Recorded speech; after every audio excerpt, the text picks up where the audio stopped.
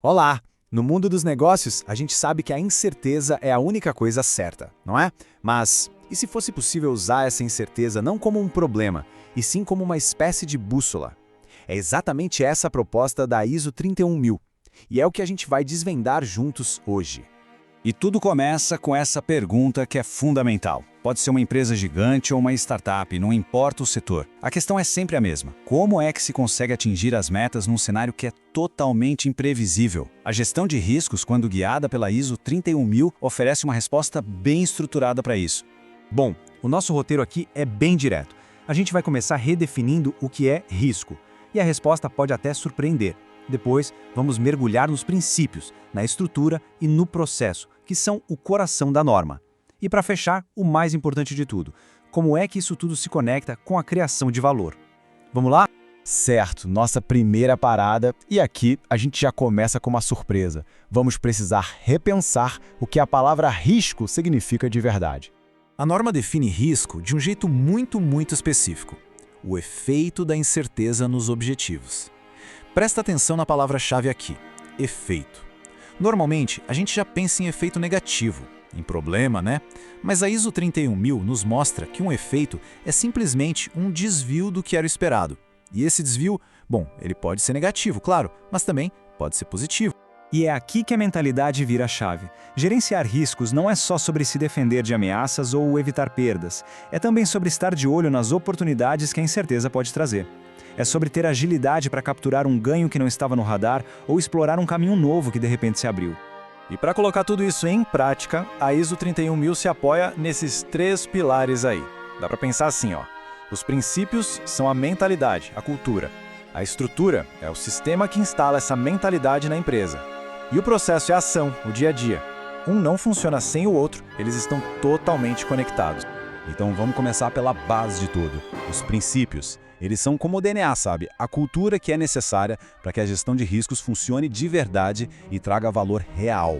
Esses princípios não são exatamente regras, mas sim as características, os traços de uma gestão de riscos que dá certo. Eles garantem que o foco final seja sempre criar e proteger valor. Vamos dar uma olhada em alguns dos mais importantes. Olha só que interessante, a gestão de riscos não pode ser um departamento isolado.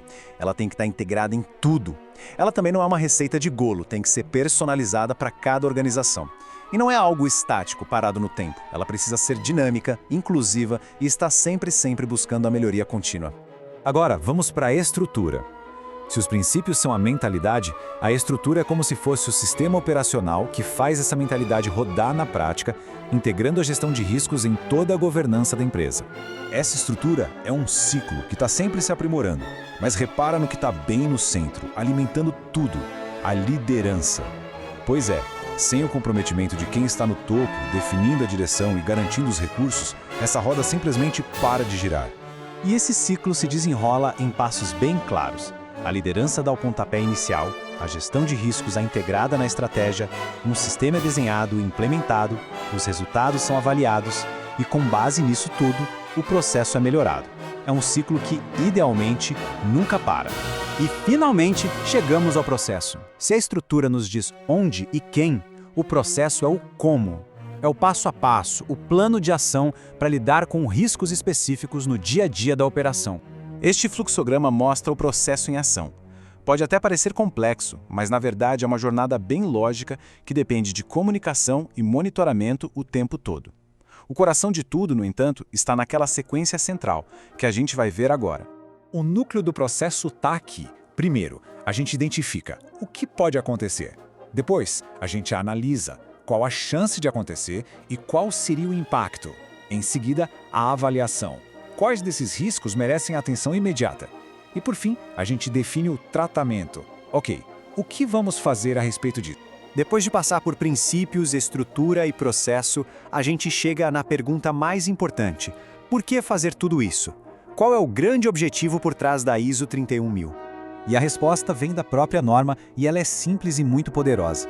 O propósito de tudo isso não é preencher planilhas ou criar burocracia, é criar e proteger valor. Cada princípio, cada etapa, tudo se resume a isso: fortalecer o sucesso da organização. Então, a mensagem final é essa: uma boa gestão de riscos, na verdade, impulsiona o desempenho. Ela encoraja a inovação porque permite que a gente assuma riscos de forma calculada. E, acima de tudo, ela é uma ferramenta estratégica, fundamental para alcançar os objetivos. Não é só defesa, é pura estratégia. E para a gente encerrar, fica a reflexão. No nosso dia a dia, nos projetos em que estamos envolvidos, quais incertezas que existem hoje poderiam, na verdade, se transformar em valor? Acredite, encontrar a resposta para essa pergunta é o ponto onde a verdadeira gestão de riscos realmente começa.